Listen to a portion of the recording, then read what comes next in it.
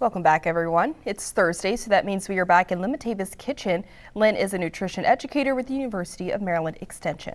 And if you're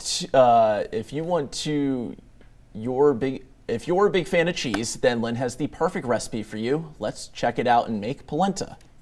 Today I'm going to show you something that's pretty easy and it dates back to antiquity.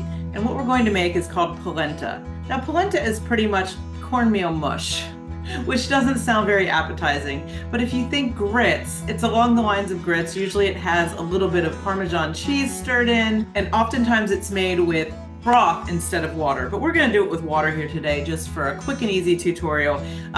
The old-fashioned way of making polenta is to put it on the stove. I have hot water, you slowly whisk it in and you stir it for about half an hour. It takes a long time and nobody has time for that.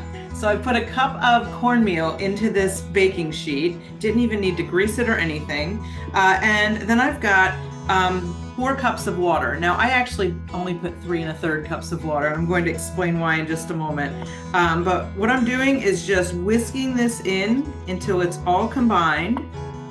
The reason why I'm putting a little bit less water, so if I put 4 cups of water in here, this makes it extremely creamy, and it's something that you could just put in a bowl and top with things like veggies, maybe some Italian sausage or beans, some sauteed greens, things like that, and just like you would say shrimp and grits. But when I put less water in it, what happens after this sets overnight in the fridge, it turns into something that you can cut and then just pan fry very lightly in a little bit of oil and crisp up, and you can make these crispy cakes.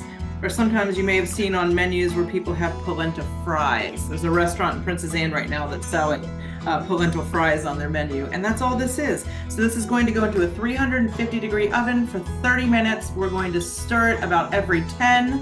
What we get out after it is set all night is this, and it's just a pan of cornmeal that, of course, this is set. When it came out of the oven, I stirred in a 1/2 cup of shredded Parmesan cheese and a pinch of salt, a little pinch of pepper, and then let this sit in the fridge overnight. Now, if we're lucky here, this is set enough that it is going to cut into little fries, which I think it is.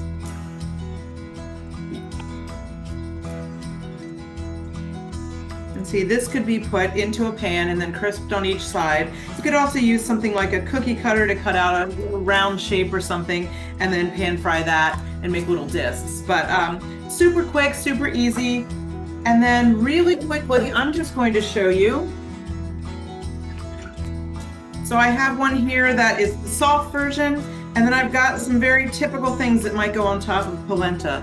And so I have some mushrooms that I sauteed. They came from a local farm. We're gonna throw some cannellini beans on here because we want some protein. Polenta itself doesn't have a ton of nutrients. It's got a little bit of protein, a little bit of fiber, but it's cheap. It's very affordable. So a cup of cornmeal to 4 cups of water makes a lot of polenta, right? So in times when food prices are high and we don't know when they're coming down, this is a very affordable way to eat. You can see we're just topping this with all sorts of veggies, the beans, some Italian sausage will be great here. And because it's still a little bit, cool out and gray, and we don't have any fresh tomatoes, I'm using some sun-dried tomatoes, but that's it. We have a very beautiful, easy dish that was very affordable and something that I think you're going to love. So I hope you try this one out. If you do, let us know what you think, and we'll see you next week. Now, as a reminder, we do have all Nutrition Educator Lynn Matava's tips and tricks on our website. Just head on over to WMDT.com and click on the Good Morning Delmarva page. And share your version of this delicious recipe by using the hashtag UMDYum. It was only a few years ago that I actually tried polenta for the first time. Was shocked that I genuinely liked it. I thought it was going to be a texture issue, but it's actually pretty good. Yeah. Hey, power to you. I mean, you don't. I've tried it. No, you haven't tried. You have to make it yourself, though.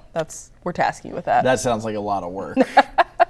No more chicken tenders. I don't eat chicken tenders. I can cook out of necessity. When I'm starving, I cook. He does.